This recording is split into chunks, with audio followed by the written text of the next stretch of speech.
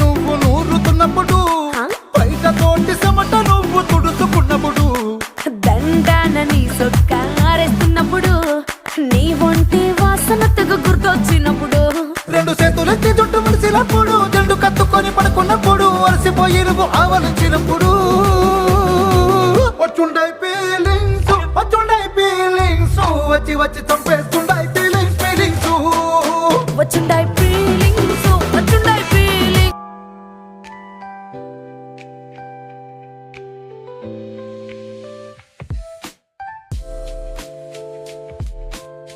Shirt back part కుడుతున్నాను, ఒకసారి చూడండి ఎలా ఉంది ఏంటనే చూసి కామెంట్ పెట్టండి.